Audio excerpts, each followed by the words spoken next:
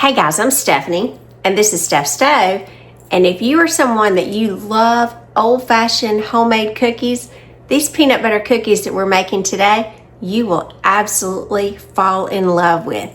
They are soft, chewy, and packed with that delicious peanut butter flavor. And so good.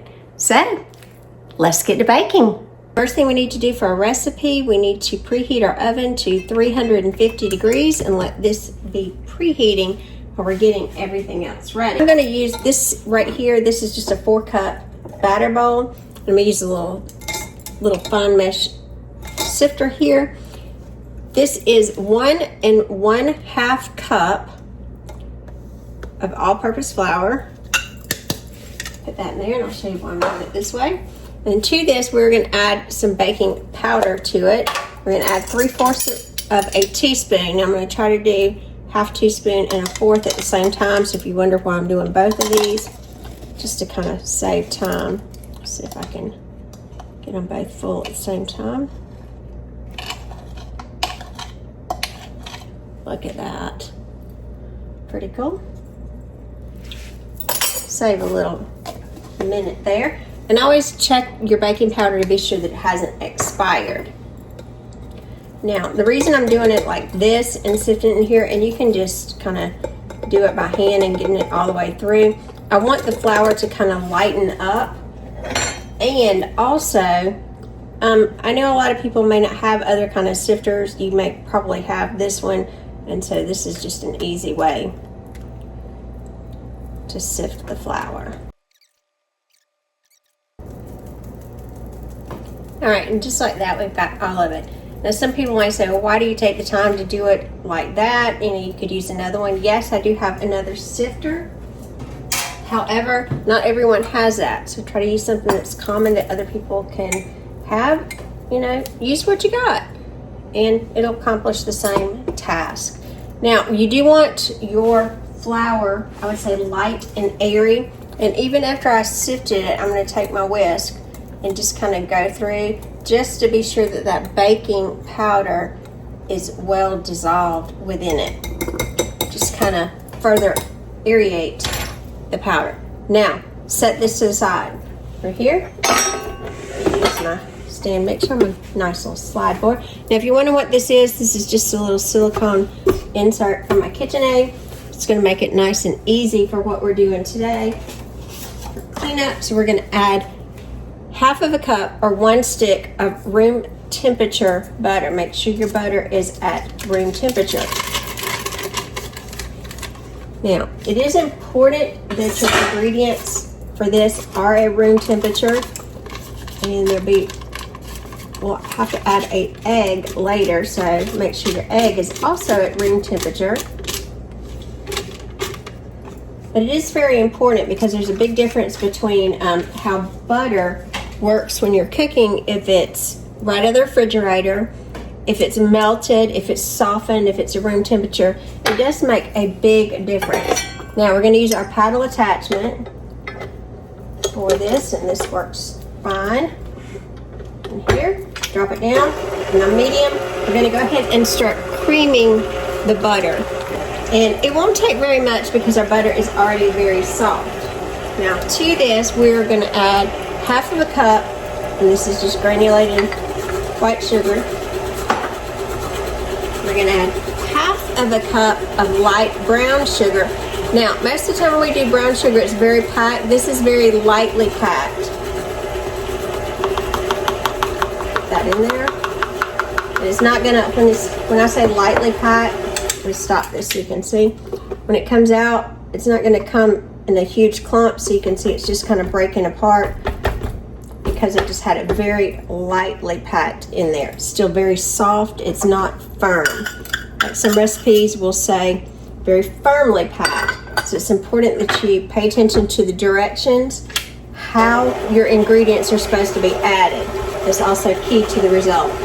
I know sometimes people will say, well, I followed the recipe exactly, but mine didn't turn out like that. Little key things like that will be the determining factor to how things turn out. Now we're just going to continue to cream this on medium speed. Well, I'm actually on about a low. Let's get up to about a 4 speed here. And we want this well combined. Our butter and sugar do need to be well incorporated before we add the next ingredient. So I'm gonna let this go for about, I'd say about 35 seconds or so, and I'll be right back. All right, after this has been creaming for, like I said, about 35 seconds or so, you can see it's really nice and light. Looks really pretty. It's coming together very nicely. Then we're going to go ahead and add the peanut butter. But let me pause real quick and share one thing, because I'm sure there'll be a question about it. I use salted butter in here. If you're using unsalted butter, now again, salted butter is my preference, but if you're using unsalted butter, you probably need to add about a 1/4 to a 1/2 teaspoon of salt to this, so it'll get a good ratio to it. But again, I'm not adding that because I use salted butter. Now, we're going to add a cup of peanut butter. Now, before you add your peanut butter, and this is my measure here that I'm going to use, you need to spray it. And if you don't, you're going to have a devil of a time getting it out. So, I'm going to measure this out, and you'll see how beautifully it comes out. Now, I'm using Jif Creamy peanut butter. Use a peanut butter that you like to eat. So, I don't know about the natural peanut butters. I've not made peanut butter cookies with those. I don't think, because of the consistency of them, personally, they may not turn out as well. I think the traditional store brands or grocery store brands, in my opinion, tend to turn out better. And I prefer creamy peanut butter. Now, I know when I was a kid, my mom would alternate it, and she would use crunchy peanut butter sometime, probably just because of whatever we had. But you want it nice and full there, and I'm going to show you how easy that peanut butter slide right out. And then with the silicone, we can get every bit of it. Pretty easy. Same way when you have anything sticky, like you're measuring honey or something, you want to grease it as well, and it'll just slide right out. Now, we're just going to blend this again, kind of medium-low speed, just until the peanut butter is combined and it is a consistent color. And I'll show you what it looks like as we get ready to move on, so you can see, if you're making it yourself, kind of what it should look like. All right, and that's come together nicely, just so you can see exactly what it looks like. So it should look just like that. Now, turn the mixer back on. Go ahead and keep mixing that. We're going to add 1 egg. Now remember, just like our butter, our egg also needs to be at room temperature for best results. I'm going to crack this. Always crack your egg separately. Some of you will say, well, I just crack it in the bowl. That's up to you. I don't. You can end up getting a shell, getting a bad egg. I'm just going to give it a little quick whisk with a fork. And because I have another liquid ingredient to add, I'm going to add this to my egg. I'm going to add vanilla extract, and this is my homemade vanilla extract. And I'm really getting close to time. I need to make some for the holidays. I need 1 teaspoon of this. I'm going to add it to my egg. Some people say, why do you do that? Just because it's the liquid. I'm just adding both of those together. And dump that in. And you just want this to come together. You don't need to do anything fancy at this point. You just want to bring that egg together. Now, I'm going to add my flour sheet to this, and that does fit on here well, even with the silicone bowl. And I'm going to start adding my flour to this. Now, this particular dough is going to be, I would say, a little firmer. It's not going to be super soft. So a lot of times you may want to refrigerate doughs. It's not necessary for this. We will bake it immediately. You just want to add this. You see, I'm just adding it in slow increments, giving the mixer opportunity to incorporate it as I'm adding. You don't want to overpower your mixer. don't want it to work harder than it has to. And just kind of little bits. And you'll feel a little hesitation. I feel a little hesitation in the mixer right now because, again, it's a drier dough. It's not a very wet dough. So we're only going to mix this until it comes together, which is super, super fast. It's finished. Now I'm going to lift this up so you can see our dough is all stuck together on here. Get that off. You can see how easy it comes together. I can just kind of almost in one fell swoop get it all off the mixer. Good thing about my little silicone liners, looks just like that in an instant coming together. So let's move over to the other side and get these scooped. All right, for our cookies, I'm going to use a 2 tablespoon cookie scoop. Now some people will want to roll these out, and that's fine. I just prefer to use the cookie scoop. And these are on my Smart Tape parchment paper here. Get that little, you want to see right there. It's very firm consistency. All right. Now for them to get, we talked about these being a classic old-fashioned peanut butter cookie. We always have these smashed, and usually peanut butter cookies, if you roll these out, I'm just going to dip my fork. This is just a regular dinner fork here. I'm going to smash these one direction to create those little tines, and then the other direction. So I'm going to do a vertical and then a horizontal mash, because we have got to have that little pattern there. And I'm just dipping my fork in granulated sugar. You don't have to. Just a little extra. It's kind of the way my mom did it. And because we're kind of smashing these, they're not going to really move and expand that much. So I want that pretty little pattern there. So I'm going to go through and I'm going to go ahead and create that beautiful nostalgic pattern, that crisscross on the others. And we'll be right back.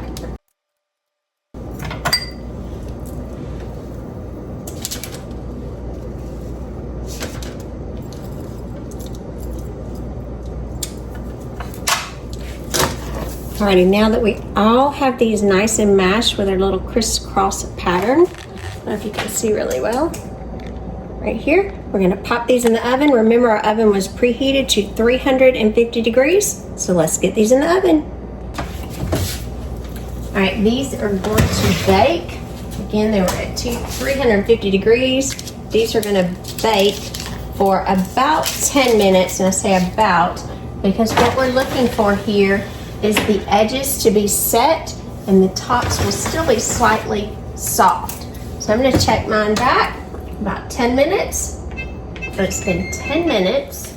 Let's go ahead and take it out. As you can see, they do not spread very much at the beginning, but it's got a really strong nutty smell, and the edges have a little crunch and the centers will be soft. Look at that. Peanutty smell. We're going to add these to a wire rack, and these need to cool. After these have cooled about 5 minutes on the pan, I'm going to slide the parchment out to where these will go straight onto the cooling rack, and they will continue to cool completely before we go tasting. That way it'll allow the centers to set up and us to maintain that soft, chewy, wonderful center. So about 5 minutes, we're going to transfer them off. 5 minutes on the parchment. We can slide these. Nice. And allow these to cool completely. Right, while our cookies are cooling, there's one thing I wanted to share with you. I went ahead and I made a double batch of the peanut butter cookies because this particular cookie dough Here's my other silicone liner here. This freezes beautifully. So what I'm going to do is, in order to freeze it, you want to just transfer this onto parchment paper. And so I'm just going to use some of my Smart Tape parchment paper. Add this in here. And you want to form this into, you can do this into a log shape, you know, typically like you would normally get cookie dough. You can freeze it like that. It makes it really nice and easy to freeze. I'm trying to get this so it won't go everywhere. Last little bit. Or you can go ahead and scoop this as well and form it into little cookie balls and then par freeze it. Either way is perfectly fine to do. If you scoop it, I would go ahead and scoop it, make the little indentations on the top, put them on parchment paper just like you were going to bake them, and then put those in the freezer and let those kind of firm up and pre-freeze just a little bit to hold their shape, and then take them out and put them in a freezer safe storage container. Now this, I'm just kind of forming it into a log type shape. And again, you want parchment paper for this. Don't use wax paper for it. I'm just trying to get it all together. And press it and form it into a log here. Now, once you've got it in shape, then go ahead and place it into a storage bag, and this will store beautifully in your freezer for up to 3 months. So anytime that you want some cookies, some homemade cookies, just scoop you out what you want, or like I said, pre-freeze them already scooped, and you can have cookies on the ready just like that. And you would scoop these or slice them, probably would be best if you did it in log form, and then make your indentation, cook them from frozen. So easy way to make these really quick when you want a homemade treat. Right here, cookies have cooled nicely, so it would be only fitting that I used my granny's plate. This is, I think they called it milk glass. Perfect for cookies and milk. Just 12. So I went ahead and baked the rest of the dough off. I did these a little smaller.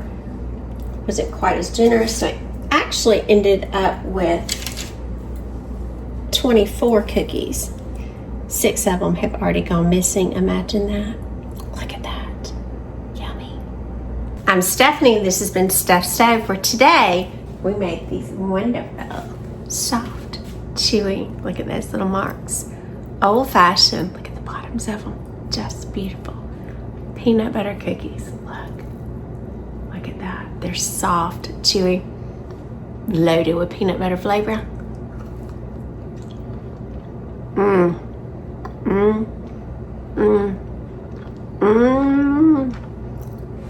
Reminiscent of the cookies you grew up on. These are some kind of good. Super easy to make, and like I told you, I made a double batch, so this one is going in the freezer. We'll be making later. I do hope you try this. It's an easy recipe. It's great to make ahead if you want to freeze it for up to 3 months. Just delicious. So remember, give us a thumbs up, click that subscribe button for more great content like this. Steph Stove, we're making memories one dish at a time. Thanks for watching, guys. Have a wonderful day.